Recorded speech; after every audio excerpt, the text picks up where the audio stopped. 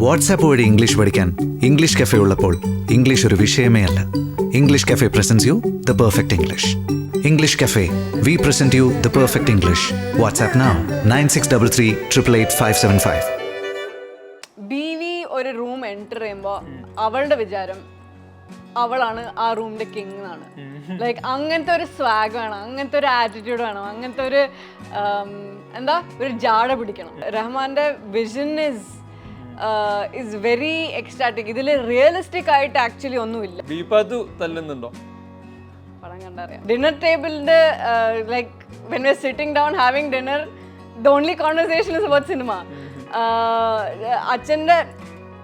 എൻ്റെ bonding with അച്ഛ is about cinema. ഞാൻ ഇവിടെ എന്തിനാ ഒരു എംപ്റ്റി സ്പേസ് എന്ന് ചോദിച്ചപ്പോൾ ഹി കംസ്, അല്ല ഇവിടെ ഒരു ബ്ലാക്ക് പാന്തർ എന്ത് അല്ല, it's A little violent, so ഇവിടെ വേണ്ട, നമ്മൾ സെപ്പറേറ്റ് ആയിട്ട് ഷൂട്ട് ചെയ്ത് ഇവിടെ വെച്ചോളാം. കുറേ പ്രാവശ്യം റഹ്മാൻ വന്നിട്ട് പോരടാ, എനിക്ക് ഇനിയും സ്വാഗ് വേണം, ഇനിയും ആറ്റിറ്റ്യൂഡ് വേണം, എനിക്ക് ഇതിന്റെ കൂടുതൽ ആറ്റിറ്റ്യൂഡും ചാടും എനിക്ക് കാട്ടാൻ എനിക്കറിയില്ല, സോറി എന്നൊക്കെ കുറേ പ്രാവശ്യം ഞാൻ കരഞ്ഞിട്ടുണ്ട്.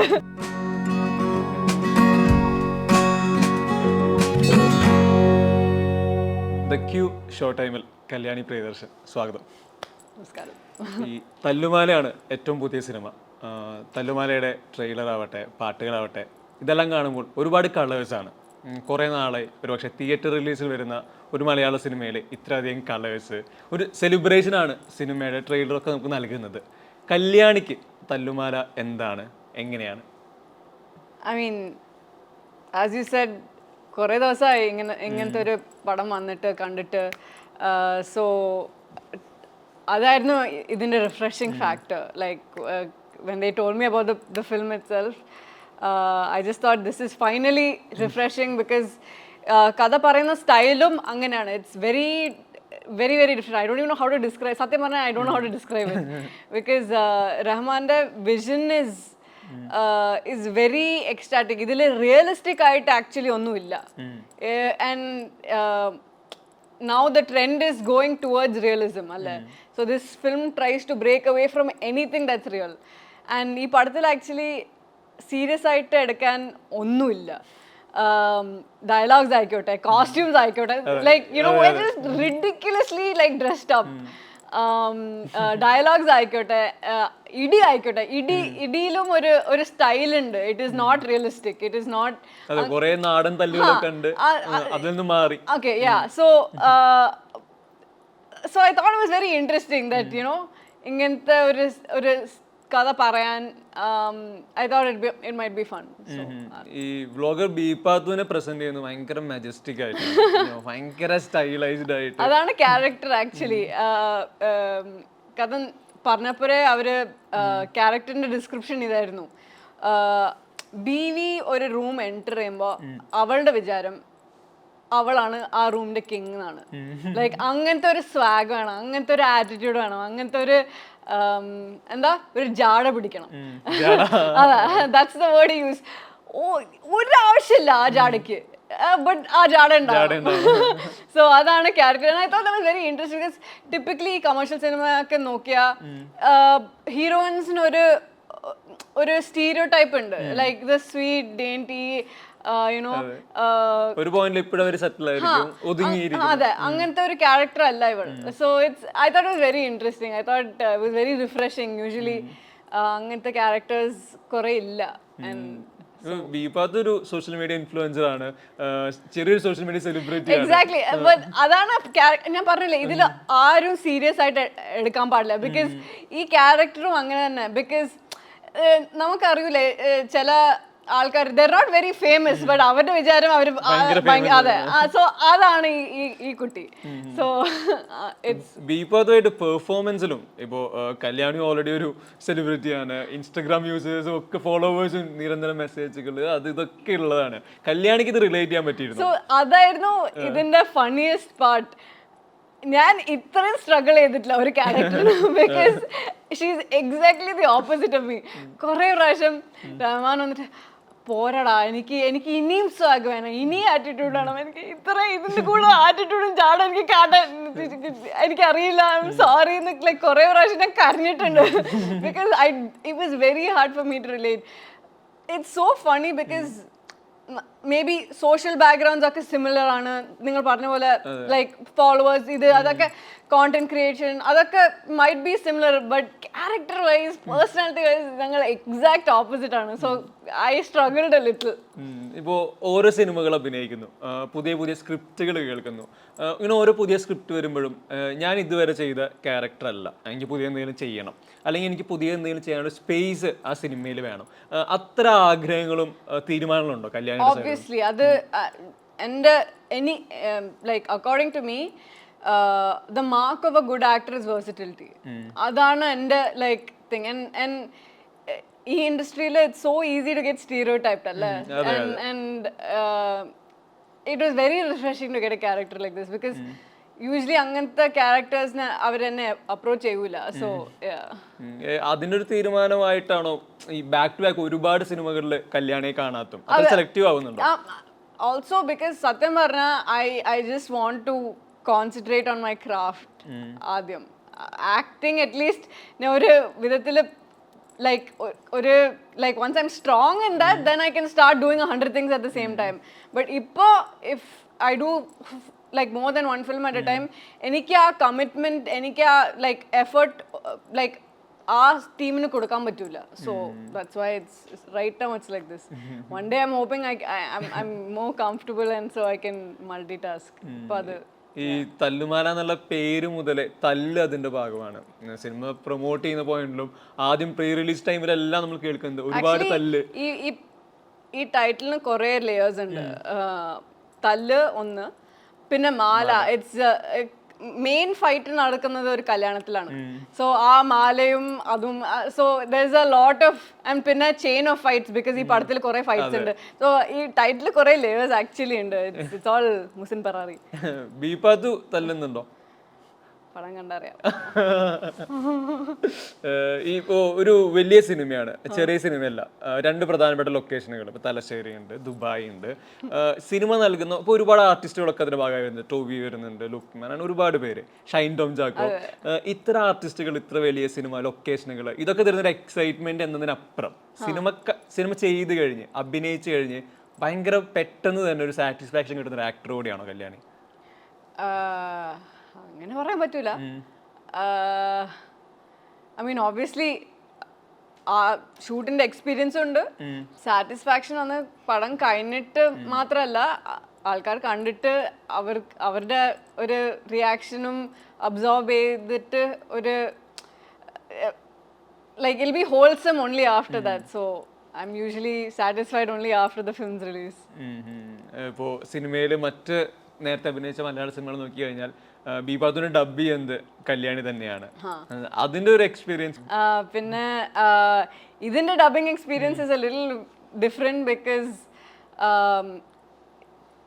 I mean location basically Ponnani like Malabar area ആണ്.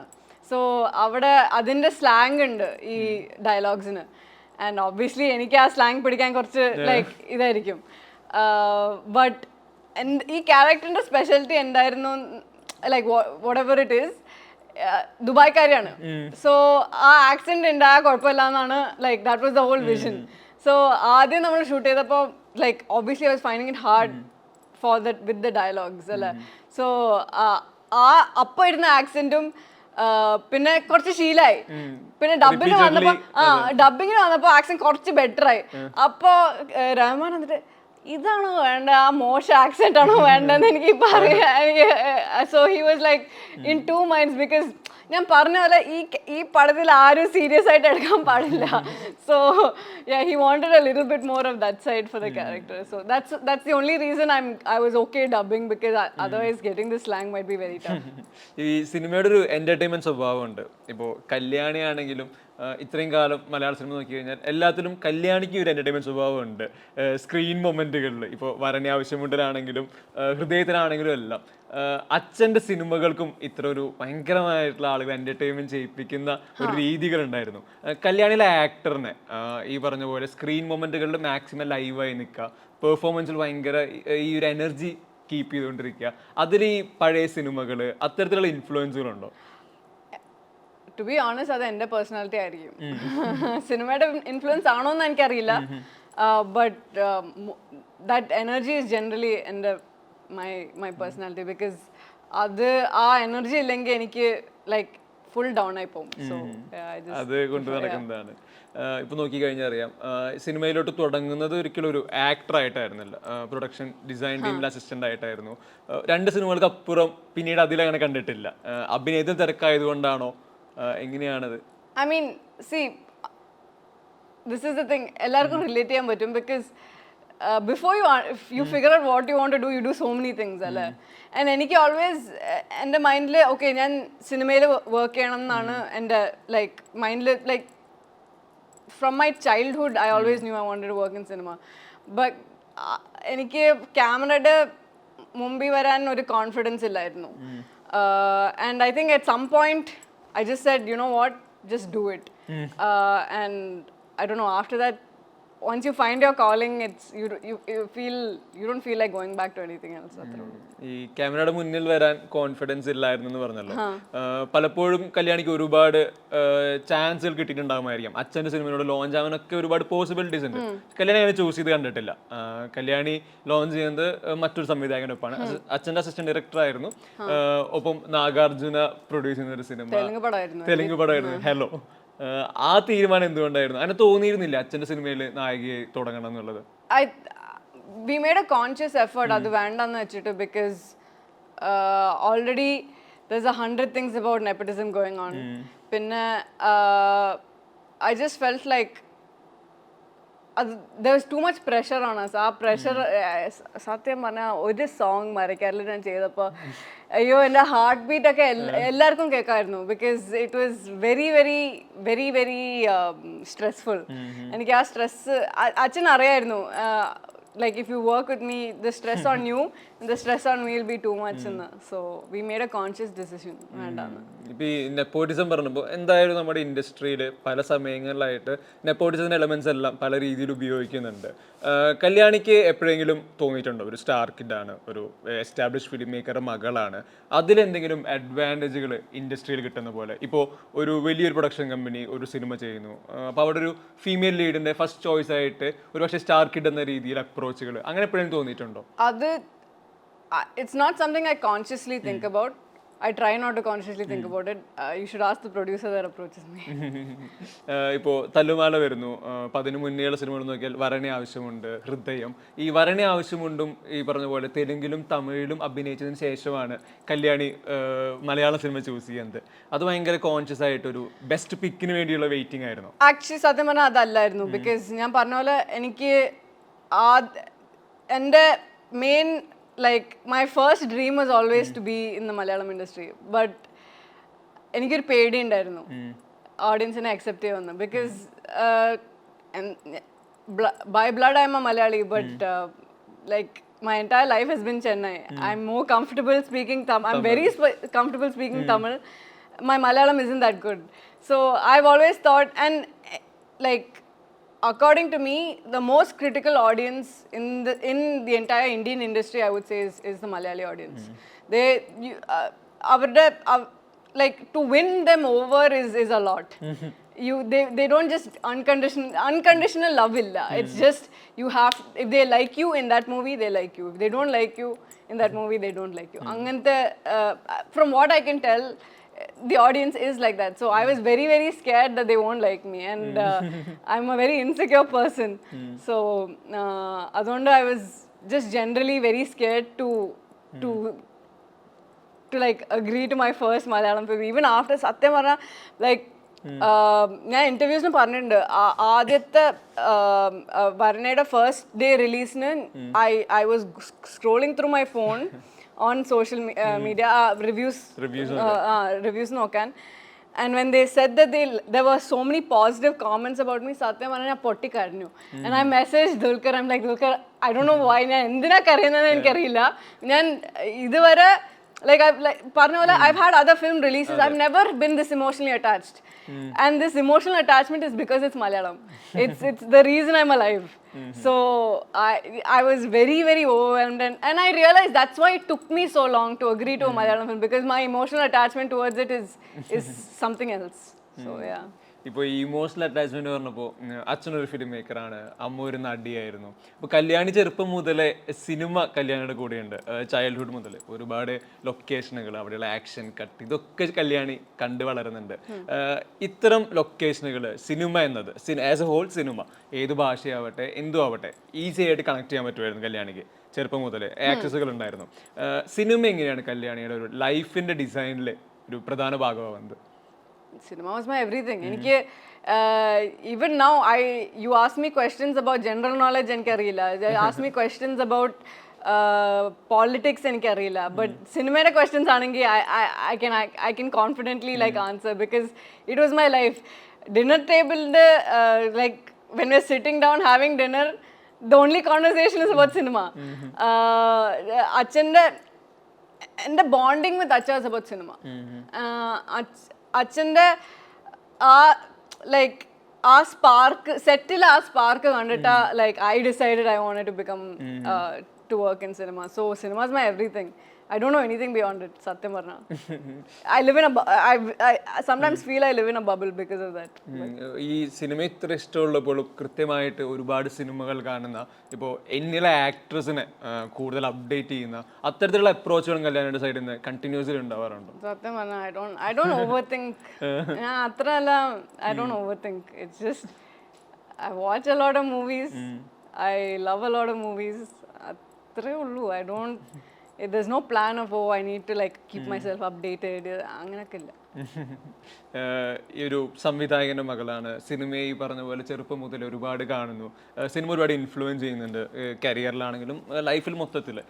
കല്യാണിക്ക് ഇത്തരത്തിലൊരു ഇൻഡിപെൻഡന്റ് ഫിലിം മേക്കിംഗ് പ്ലാൻസ് അങ്ങനെയുണ്ടോ? ഒരു ഡ്രീമാണ്. അതിനുള്ള വർക്കുകൾ സെൽഫായിട്ട് അത്. So if you ask me, actually അച്ഛനാണ് പറഞ്ഞത്, because he's like, see, the thing with direction is you need to understand your roots. ഞാൻ പറഞ്ഞ പോലെ my roots are a little here and there. I studied in Singapore, പിന്നെ America പോയി, പിന്നെ തിരിച്ചു വന്നു, ചെന്നൈയിലാണ് പഠിച്ചത്. ബട്ട് സോ എൻ്റെ ആ റൂട്ട്സിൻ്റെ connection is a little weak right now. So I don't know how. I didn't study in college here. If I have to take a college sequence, ഹൃദയത്തിൻ്റെ college sequence എനിക്ക് എങ്ങനെ ഡയറക്റ്റ് ചെയ്യണം എന്ന് എനിക്ക് ഒരു idea ഉണ്ടാവില്ല. So it's a bit hard for me to probably make it a career. But hopefully ഒരു ദിവസം ഒരു film I might be able to direct. I don't know. ഈ ഹൃദയത്തിൻ്റെ കാര്യം പറഞ്ഞപ്പോൾ, ഹൃദയത്തിൽ കല്യാണിയുടെ സ്ക്രീൻ മൊമെന്റ്സ് വളരെ കുറച്ചാണ്. എന്നാൽ ഒരു പോസ്റ്റ് റിലീസിൽ എല്ലാവരും ഡിസ്കസ് ചെയ്യുന്നതിൽ കല്യാണിയുടെ പേരും വരുന്നുണ്ട്. പലരും അങ്ങനെ എപ്പോഴും ചൂസ് ചെയ്യാറില്ല ചെറിയ സ്ക്രീൻ മൊമെന്റ് വരുന്ന സിനിമയുടെ ഭാഗമാവാനായിട്ട്. കല്യാണി എന്തുകൊണ്ടായിരുന്നു അന്നത് പിക്ക് ചെയ്യുന്നത്? സോ വിനീതേട്ടൻ കഥ നറേറ്റ് ചെയ്യുമ്പോൾ പറഞ്ഞ, കഥ നറേറ്റ് ചെയ്യുന്ന മുന്നേ പറഞ്ഞ, ഈ കഥ നിത്യയുടെ കഥയല്ല, ഇത് അരുണിന്റെയും ദർശനയുടെ കഥയാണ്. But it's a very nice role. I think you'll be great if you do it എന്ന് പറഞ്ഞിട്ടാണ് കഥ നരേറ്റ് ചെയ്തത്. ഫസ്റ്റ് ഹാഫ് കഴിഞ്ഞിട്ട് ഞാൻ വല്ല ഓക്കെ, വരുന്നത് 74th സീനിലാണ്. കഥ നരേറ്റ് കഴിഞ്ഞിട്ട് ഞാൻ വിനീതേട്ടനോട് പറഞ്ഞതാണ്. I was like, വിനീതേട്ട, പടം കണ്ടു കഴിഞ്ഞിട്ട് എല്ലാ ക്രിറ്റിക്സും മേ ബി എല്ലാ അവാർഡ്സും ദർശനയ്ക്കും അരുണിനായിരിക്കും, ബട്ട് നിത്യ ആയിരിക്കും എല്ലാവരുടെയും ഹാർട്ട്സ് വിജയിക്കുന്നത്. I was very sure about that. So I was like, I'll 100%, this is me. There's no way I cannot do this role. So yeah. ഇപ്പോൾ ഒരിക്കൽ കല്യാണി പറഞ്ഞിട്ടുണ്ട്, അച്ഛനാണ് ബിഗ്ഗസ്റ്റ് ക്രിട്ടിക് എന്നും അമ്മയാണ് ബിഗ്ഗസ്റ്റ് ഫാൻ എന്നും പറഞ്ഞിട്ടുണ്ട്. രണ്ട് രീതിയിൽ മാറിയോ? അതെങ്ങനെയാണ് ഇൻഫ്ലുവൻസ് ചെയ്യുന്നത്? അതെനിക്കറിയില്ല. മേ ബി ബിക്കോസ് ഞാൻ എൻ്റെ main goal in life wasn't hits, and the main goal in life was improve with every film. So I think I have done that, and Acha is also very proud to see that transformation. He's really seen a huge difference with each film. And he says he's very proud of the fact that I'm pushing boundaries with each film within myself. So other kanditte, I think he's not the biggest critic anymore. He was quite proud. Hridayaka kanditte, he really, I could tell there was pride. ഈ തല്ലുമാല തിരിച്ചു വരുവാണെങ്കിൽ തല്ലുമാല തിരിച്ചു വരുവാണെങ്കിൽ തല്ലുമാലയുടെ ഈ പറഞ്ഞ പോലെ ഒരുപാട് actors ഉണ്ട്. ഇവരെല്ലാം ഈ പറഞ്ഞ ഒട്ടും റിയലിസ്റ്റിക് അല്ല. ഇതിന്റെ ഒരു ടോൺ, ഇതിന്റെ ഒരു സ്റ്റൈലിന് വേണ്ടി നിങ്ങളെല്ലാവരും മത്സരിച്ച് അഭിനയിക്കുകയാണ്. അതിന്റെ ഒരു മെമ്മറീസ് എങ്ങനെയാണ് റീകളക്ട് ചെയ്യുന്നത്? ഞാനൊരു മെമ്മറി പറയാം. ഓക്കെ, ഈ പടത്തിന്റെ മെയിൻ സ്റ്റാർ എന്നാന്ന് പറഞ്ഞാൽ it is Khalid Rahman's vision. Okay, എനിക്കൊരു സീൻ പേപ്പർ കിട്ടുമ്പോൾ ഓക്കെ ദിസ് ഇസ് ദ സീനിനെ വിചാരിച്ചിട്ട് പഠിച്ചിട്ട് നാളെ അടുത്ത ദിവസം സെറ്റിൽ പോകും. അവിടെ പോയി നോക്കിയാലാണ് ലൈക്ക് യു മനസ്സിലാവുന്ന his vision about it is very very different. Like പടം കാണുമ്പോൾ നിങ്ങൾക്ക് മനസ്സിലാവും when I say vision what it means. For example, അന്ന് കണ്ണിൽ പെട്ടോളെ ഷൂട്ട് ചെയ്യുമ്പോൾ ദുബായിലായിരുന്നു ഷൂട്ട്. ഈ ക്യാരക്ടർ വന്ന് full swag, full riches, full മണി, അങ്ങനത്തെ ഒരു ക്യാരക്ടറാണ്. സോ ഒരു ലൈക്ക് മൊമെന്റിൽ അവർ ഒരു ഫുൾ സെറ്റപ്പ് വെച്ചിരിക്കുകയാണ്. ഒരു വലിയ സോഫ ഉണ്ട്. ഹി കംസ് ആൻഡ് എക്സ്പ്ലെയിൻ, ശരി you will go sit there. അവിടെ ഒരു സ്വാഗ് മൊമെന്റ്, കാശൊക്കെ വീശി, അങ്ങനത്തെ ഒരു മൊമെന്റ് ആണ്. ശരി ഓക്കെ എന്ന് ഞാൻ പ്രിപ്പയർ ചെയ്യാം. അവിടെ ഒരു കോൺവെർസേഷൻ പോയിക്കൊണ്ടിരിക്കുകയാണ് കേട്ടോ, between the producer and Rahman. എന്തോ പറഞ്ഞുകൊണ്ടിരിക്കുകയാണ്. റഹ്മാൻ വന്നിട്ട് അപ്പോൾ അത് വരൂല്ലേ? ഇല്ല. സോ ആഷിഖ് ലൈക്ക് ഇല്ല, ചിലപ്പം കുട്ടീനെ കടിക്കും എന്നൊക്കെ ആകെ കേട്ടിട്ട് എന്താ നടക്കുന്നത്? ഒന്നുമില്ല, ഹീസ് എ ലിറ്റിൽ ഡിസപ്പോയിന്റഡ്, ഒന്നുമില്ല എന്ന് പറഞ്ഞിട്ട് okay fine what ever. I didn't really bother about that. I came, I sat down. ഇവിടെ ഒരു വലിയ സ്പേസ് ഉണ്ട്, എല്ലാവരും കവർ ചെയ്തിട്ടുണ്ട് വിത്ത് ലൈക്ക് എക്സ്പെൻസീവ് ബാഗ്സും ഷൂസും ഒക്കെ വെച്ചിട്ട്. ബട്ട് ഇവിടെ ഒരു വലിയ എംപ്റ്റി സ്പേസ് ഉണ്ട്. ആൻഡ് ഞാൻ ഇവിടെ എന്തിനാ ഒരു എംപ്റ്റി സ്പേസ് എന്ന് ചോദിച്ചപ്പോൾ ഹി കംസ്, അല്ല ഇവിടെ ഒരു ബ്ലാക്ക് പാന്തർ എന്ത് അല്ല, it's A little violent, so ഇവിടെ വേണ്ട, നമ്മൾ സെപ്പറേറ്റ് ആയിട്ട് ഷൂട്ട് ചെയ്ത് ഇവിടെ വെച്ചോളാം. ബട്ട് അതായിരുന്നു അവരുടെ plan. So yeah, that was hello, if I'm standing next to a Black Panther I wouldn't be here today. But adana, like that's the kind of vision he has, because who will ever expect a Black Panther right next to all of this? So like പടം അങ്ങനെ തന്നെ it's like ആ വൈബിലാണ്. So ഇപ്പോ ടോവിയുടെ character ഇപ്പുറത്ത് അടിച്ചു നിൽക്കുന്നുണ്ട്, performance വരുന്നുണ്ട്. ബീപാത്ത് ഈ പറഞ്ഞ ജാടയായിട്ട് ഓപ്പോസിറ്റ് സൈഡിൽ ഇതിനെ ബാലൻസ് ചെയ്തുകൊണ്ട് നിൽക്കുന്നുണ്ട്. നിങ്ങൾ ഒരുമിച്ചുള്ള സ്ക്രീൻ മൊമെന്റ്സ് അത് എത്രമാത്രം രസകരമായിരുന്നു? അത് it was actually very fun, because typically ഒരു ഹീറോയിന്റെ moments വന്നിട്ട് ഇറ്റ് ബി വെരി ലവി. ഹൃദയത്തിന്റെ എക്സാക്ട് ഓപ്പോസിറ്റ് ആണ് ബിക്കോസ് അത് ഇറ്റ്സ് വെരി സ്വീറ്റ്, വെരി ലവി, അങ്ങനത്തെ മൊമെന്റ്സ് ആണ്. ബട്ട് ഇതില് there is ego, there is അതൊക്കെ ഉണ്ട്. And it's very interesting with how they've approached it. I don't think this is a typical, ഞാൻ പറഞ്ഞ പോലെ it's not a film to be taken seriously. This love is not meant to be taken seriously. It's interesting, that's all I can say. ഇപ്പോൾ നോക്കിക്കഴിഞ്ഞാൽ ബ്രോഡാഡിയിലോട്ട് വന്നു കഴിയുമ്പോൾ മോഹൻലാലിൻ്റെ ഒപ്പമുള്ളൊരു screen space share ചെയ്യുന്നത്. ഇപ്പോൾ അറിയാം, മോഹൻലാലിനെ ചെറുപ്പം മുതൽ അറിയുന്ന ആളാണ്, നിരന്തരം കണ്ടുകൊണ്ടിരിക്കുന്ന ആളാണ്. അവിടെ സ്ക്രീനിൽ ഈ പറഞ്ഞ ആക്ഷനും കട്ടും അതിൻ്റെ ഇടയിൽ മോഹൻലാലിൻ്റെ കൂടെ സ്പേസ് ഷെയർ ചെയ്യുന്നത്, അതിലൊരു ഫാൻ ഗേൾ മൊമെന്റ് കൂടി ഉണ്ടായിരുന്നു. കുറെ like I learned so much just by observing him. Settle observe ചെയ്താ like you will grow as an actor. School വേണ്ട, like there is no such thing, there is no acting school. You just have to be around set with Mr. Mohanlal. Like that's just how amazing he is. There are so many nuances. I still remember like ഒരു സീനിൽ he would have his hand like in the thing and ഒരു correct momentൽ he would slip like that. അങ്ങനെയൊക്കെ ചെറിയ nuances, അതും like out of focus ഉണ്ടാവുമ്പോഴും he'll put that much effort into one thing and it's so natural. അങ്ങനെ like ഒരു artificiality വരുന്നില്ല. Exactly. I learned the most being around him. Satyam. ഈ അച്ഛൻ്റെ സിനിമകളെ പറ്റി നമ്മൾ നേരത്തെ പറഞ്ഞു, സിനിമകൾ ഭയങ്കരമായിട്ട് ഇൻഫ്ലുവൻസ് ചെയ്യുന്നുണ്ടെന്ന്. അപ്പോൾ അച്ഛൻ്റെ സിനിമകൾ നോക്കി തന്നെ ഒരുപാട് സിനിമകൾ പല സ്റ്റൈലിൽ പല ജോണറിലെല്ലാം നമ്മൾ ഡിസ്കസ് ചെയ്യുന്നതാണ്. പല രീതിയിൽ ഇന്നും സെലിബ്രേറ്റ് ചെയ്യുന്നുണ്ട്, റിപ്പീറ്റ് വാച്ച് ഉണ്ട്. അതിൽ കല്യാണിക്ക് പ്രിയപ്പെട്ട ഒരുപാട് സിനിമകളുണ്ടാവും, എങ്കിലും ആസ് എ ഫിലിം മേക്കർ അച്ഛൻ്റെ ക്രാഫ്റ്റിൽ ഭയങ്കരമായിട്ട് ലോക്കായി പോകുന്ന ഒരു സിനിമ അങ്ങനെയുണ്ടോ? There's many. I can't choose one. There's many actually. ഇതിൽ രസം എന്താണെന്ന് വെച്ച് കഴിഞ്ഞാൽ ഈ See, സിനിമകളിൽ there's different. I have different films for different moods. But ഞാൻ ഏറ്റവും റിപ്പീറ്റ് വാല്യൂ വെച്ച് കണ്ടതും might be Kilukkam. Might be Kilukkam. അതായിരിക്കും. Because yeah, I think that might be maybe the most touching. ഇപ്പോൾ ഈ തല്ലുമാലയുടെ പുതിയ സ്റ്റൈലെല്ലാം പറഞ്ഞു, ഇതൊരു എൻ്റർടൈൻമെൻ്റ് ആണ്, സീരിയസ് ആയി കാണേണ്ട സിനിമയല്ല.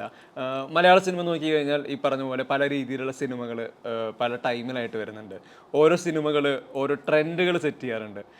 അത്തരത്തിൽ തല്ലുമാലയ്ക്കും ഈ പറഞ്ഞ രീതിയിലൊരു ട്രെൻഡ് സെറ്റർ സ്വഭാവം അത് തോന്നുന്നുണ്ടോ? It might, because ഇതിന്റെ ജോണർ എന്താണെന്ന് ചോദിച്ചാൽ എനിക്ക് അറിയില്ല. It might be a different, and നമുക്ക് ആർക്കും ജഡ്ജ് ചെയ്യാൻ പറ്റില്ല, ബിക്കോസ് ഇങ്ങനത്തെ ഒരു പടം we don't know, it's not really come out. So ഇത് കണ്ടിട്ട് ലൈക്ക് ഇതിന്റെ റെസ്പോൺസ് കണ്ടിട്ടായിരിക്കും like people might start thinking maybe a film like this will work or not. So ഇപ്പോൾ മലയാള സിനിമ ഇൻഡസ്ട്രി നോക്കി കഴിഞ്ഞാൽ ഇന്റേണൽ കംപ്ലൈൻറ്റ്സ് കമ്മിറ്റി മിക്ക സിനിമകളിലും form ചെയ്യുന്നുണ്ട്. അവിടെയുള്ള വിമൻ എംപ്ലോയീസിൻ്റെ ആർട്ടിസ്റ്റുകളുടെ ഇവരെല്ലാവരുടെയും എംപവർമെൻറ്റും ഈക്വാലിറ്റി പ്രൊവൈഡ് ചെയ്യണം എല്ലാത്തിനുമായിട്ട്. കല്യാണിയുടെ ഒരു പെർസ്പെക്റ്റീവിൽ ICC-നെ എങ്ങനെയാണ് നോക്കി കാണുന്നത്? I mean, I'm glad that it exists now. That's the only thing I can say, because I think it's great that it exists, and that's pretty much it. Like, thank God it exists. So yeah. അപ്പോൾ എന്തായാലും എല്ലാവിധ ആശംസകളും. തല്ലുമാല വലിയ വിജയമാവട്ടെ. Thank you. Thank you.